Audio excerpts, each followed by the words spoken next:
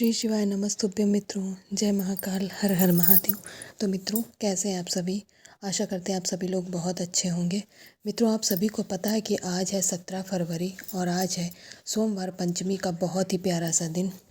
आज आप खास करके महिलाओं को एक टुकड़ा गुड़ का उपाय करना है, जो कि आपको महादेव जी की शिवलिंग पर चुपचाप रख के चले आना है। और इसके एक नहीं अनेकों फ़ायदे हैं। बहनों, आपके परिवार में अगर कोई पितृ दोष लग रहा है, आपके पितृ आपसे नाराज़ हो रहे हैं, तो उन्हें खुश करने का अवसर आ गया है मित्रों। तो आप सभी लोग इस 17 फरवरी सोमवार पंचमी के दिन इन उपायों को ज़रूर करिएगा। इससे नाराज़ पितरों को खुश किया जा सकता है, जिससे आपके परिवार के ऊपर आपके पितरों का भी आशीर्वाद बना रहेगा। तो चलिए जल्दी से वीडियो को कर देते हैं स्टार्ट और जानते हैं वो आखिर ऐसे कौन से 3 उपाय हैं मित्रों। तो पहला ही उपाय है आपके पितरों को खुश करने वाला है। इस उपाय को करने के लिए आपको लेना है एक टुकड़ा गुड़। देखिए, इस पे बहुत सारे टुकड़े दिख रहे हैं इमेज में, लेकिन आपको केवल और केवल एक गुड़ का टुकड़ा लेना है। बहुत बड़ा नहीं लेना, ना ही बहुत ही छोटा लेना है। मीडियम साइज़ का एक गुड़ का टुकड़ा ले लीजिएगा। अगर बहुत बड़ा है तो उसको तोड़ करके आप एक छोटा सा टुकड़ा बना लीजिएगा, ठीक है। लेकिन एक ही टुकड़ा लेना है। इस एक टुकड़े गुड़ के साथ साथ में आपको लेना है हरा मूंग। जी हाँ मित्रों, आपको हरा मूंग के एक चुटकी दाना लेने की आवश्यकता पड़ेगी। हरा खड़ा मूंग लीजिएगा। जो दाल होती है मूंग की, वो नहीं लगती, क्योंकि जो दाल होती है वो मूंग को खंडित करके ही बनाई जाती है। इसलिए महादेव के शिवलिंग पे या किसी भी भगवान के ऊपर कभी भी कोई खंडित वस्तु नहीं चढ़ाई जाती। इसलिए आपको हरे मूंग के एक चुटकी दाने लेने हैं। इसके साथ ही आपको लेना है मित्रों अपने घर के तांबे के कलश में शुद्ध जल।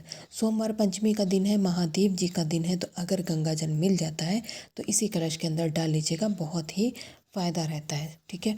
इसके बाद इन सभी चीज़ों को ले करके आप अपने घर के मंदिर में भी इस उपाय को कर सकते हैं। अगर घर के मंदिर में महादेव जी का शिवलिंग नहीं है तो फिर आप शिव शंभू के मंदिर जाके इस उपाय को करेंगे। मंदिर पहुंचने के बाद में अपना मुख रखना उत्तर दिशा में, और सबसे पहले जो एक तांबे का लोटा जल लेके गए हैं उसे आप समर्पित कर दीजिएगा महादेव जी की शिवलिंग के ऊपर श्री शिवाय नमस्तुभ्यम का मंत्र का जाप करते हुए। मित्रों, जब आप यह जल महादेव जी की शिवलिंग के ऊपर समर्पित करेंगे, तब यह क्या होगा, यह जल वहाँ से बहता बहता महादेव जी के शिवलिंग के ऊपर से क्या होगा, नीचे गिरता है। कुछ चाहे जब आप चाहे जल चढ़ाएं या कुछ भी चढ़ाएं, अगर महादेव जी की शिवलिंग के ऊपर समर्पित की जाती है तो वह बहते बहते जलाधारी के ऊपर से होती हुई नीचे की ओर ही गिरती है। यह बात तो आप सभी को अच्छे से पता है। और महादेव जी की शिवलिंग के ऊपर उनका पूरा परिवार विराजमान रहता है।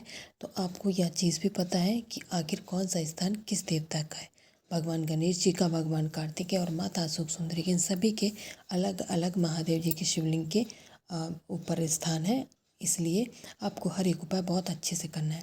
तो यह वाला उपाय आपको कुंदकेश्वर महादेव के नाम से करना है मित्रों। जब जलाधारी से यह जल धीरे धीरे बहता बहता नीचे की ओर गिरेगा, नीचे जहाँ पर गिरता है वही स्थान आपके पितरों का होता है। तो जो आपने हरे मूंग के एक चुटकी दाने लिए हुए हैं, आपको वहीं उसी स्थान पर समर्पित करना है जहाँ पर जल गिरता है, और कुंदकेश्वर महादेव के नाम से इन दानों को समर्पित कर दीजिएगा, ठीक है। इतना करने के बाद में अब आपके पास बचा है एक गुड़ का टुकड़ा जो आप लेके गए हैं। तो अब क्या करेंगे, मूंग के दानों को समर्पित करने के बाद में उस गुड़ के टुकड़े को भी आपको कुंदकेश्वर महादेव के नाम से महादेव जी के शिवलिंग के ऊपर समर्पित करना है। महादेव जी से विनती भी करनी है, अपनी मनोकामना कहनी, और चुपचाप वहाँ से अपने घर पे वापस चले आना है। तो मित्रों, इस छोटे से उपाय को ज़रूर करिएगा। इससे अगर गलती से भी आपके पितर आपसे नाराज़ हो गए हैं तो वह इस सोमवार पंचमी के दिन ज़रूर खुश हो जाएंगे। आपके ऊपर जो पितृदोष लगा हुआ है वह भी हट जाएगा और आपका परिवार सदा के लिए खुशहाल हो जाएगा। तो मित्रों, आशा करते हैं आपको पहला उपाय समझ आ गया होगा। बात करते हैं वीडियो में आगे दूसरे उपाय की, जो कि है आपके पुराने से पुराने कष्ट को दूर करने वाला उपाय। मित्रों, सभी के घर में कुछ ना कुछ कष्ट तो बने ही रहते हैं। किसी के यहाँ धन की परेशानी होती तो कोई रोग से पीड़ित होता है। तो ऐसे कष्टों को दूर करने के लिए आपको लेना है 2 काली मिर्च के दाने। 2 काली मिर्च के दाने लेने के साथ साथ आपको लेना है लौंग। ये फूल वाली लौंग लीजिएगा, जो टूटी हुई जिसका फूल क्रैक हो वो लौंग नहीं लेनी है। यहाँ पर आपको 2 लौंग भी लेनी पड़ेंगी। 2 काली मिर्च और 2 लौंग लेने के साथ में आपको लेना है महादेव जी की जो सबसे प्रिय वस्तु है, अर्थात बेलपत्र। जी हाँ मित्रों, यहाँ पर आपको एक बेलपत्र लेना है, ठीक है। एक बेलपत्र लेने के साथ में जो आपने 2 लौंग लिए और 2 आपने काली मिर्च के दाने लिए, उन दोनों ही चीज़ों को इसी बेलपत्र के ऊपर आप रख लीजिएगा। रखने के साथ में जिस व्यक्ति को कष्ट है, चाहे वो धन संबंधी हो या कोई शारीरिक परेशानी हो या मानसिक कुछ भी, कोई भी कष्ट हो XYZ, आप उस व्यक्ति के पास जाएंगे इस बेलपत्र को लेकर और उसके सिर से पैर तक आपको क्लॉकवाइज में क्या करना है, इस बेलपत्र को उसके सिर के ऊपर से उतार लेना है। ठीक है। जब आप इस बेलपत्र को उस व्यक्ति के सिर के ऊपर से उतारेंगे तब आपको यहाँ पर एक नाम लेना है। कौन सा नाम लेंगे? माता उमा का नाम लेकर के आप 7 बार इस बेलपत्र को उस व्यक्ति के ऊपर से उतारने के बाद में महादेव जी के शिवलिंग के पास जाएंगे। ठीक है।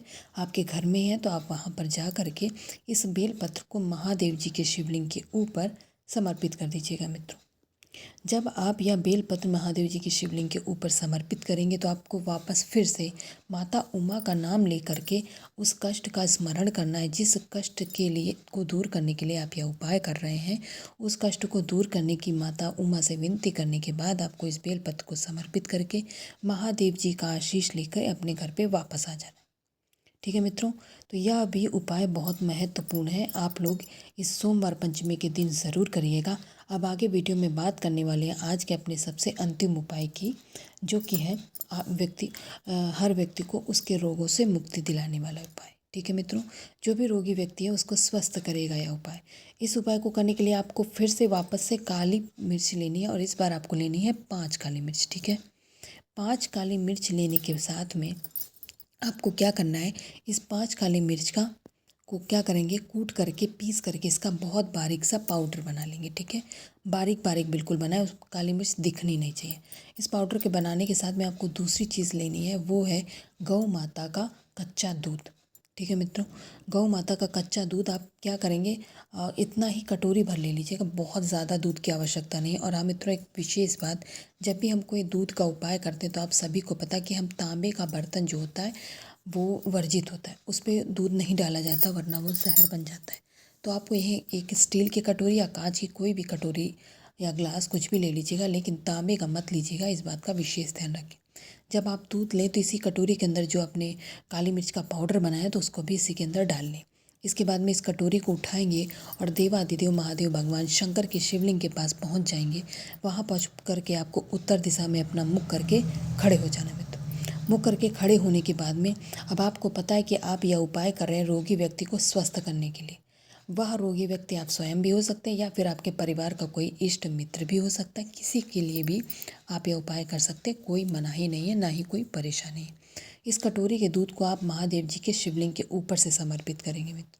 और जब यह रोग मुक्ति का आप उपाय करेंगे तो आप सभी को पता है कि यह रोग मुक्ति का उपाय हम महादेव के कुंदुक रूप को स्मरण करके करते हैं। ठीक है मित्रों, तो यहाँ पर जब आप कटोरी के दूध को समर्पित करेंगे तब आपको कुंदकेश्वर महादेव का नाम लेते हुए, उनका स्मरण करते हुए, उस रोगी व्यक्ति को स्वस्थ करने की कामना करते हुए उस व्यक्ति का नाम और गोत्र का नाम बोलेंगे और महादेव जी से उसे स्वस्थ करने की विनती करेंगे। विनती करने के बाद में इस कटोरी का संपूर्ण दूध आप धीरे धीरे महादेव जी के शिवलिंग पर समर्पित कर देंगे। समर्पित करने के बाद आपको महादेव जी का आशीष लेना है, उनसे पुनः विनती करनी, उस रोगी व्यक्ति को स्वस्थ करने की ऐसी कामना करते हुए, मन में दृढ़ संकल्प लेते हुए फिर इसके बाद आप क्या करेंगे, अपने घर पे वापस आ जाएंगे। ठीक है मित्रों, तो 17 फरवरी सोमवार पंचमी के दिन आपने इन 3 महा उपायों को जाना। आशा करती हूँ कि आप सभी लोगों को समझ आ गया होगा। अगर कुछ ना भी समझ आया तो आप कमेंट सेक्शन में कमेंट करके पूछ सकते हैं, कोई दिक्कत नहीं। ठीक है मित्रों, तो महादेव जी का आशीष ऐसे ही आपके परिवार के ऊपर सदा बना रहे, आप सभी लोग स्वस्थ रहें और इन उपायों को करके आप अपनी मनोकामना को भी पूर्ण करें। ठीक है मित्रों, तो 17 फरवरी के आप लोग उपाय ज़रूर करिएगा। श्री शिवाय नमस्तुभ्यम।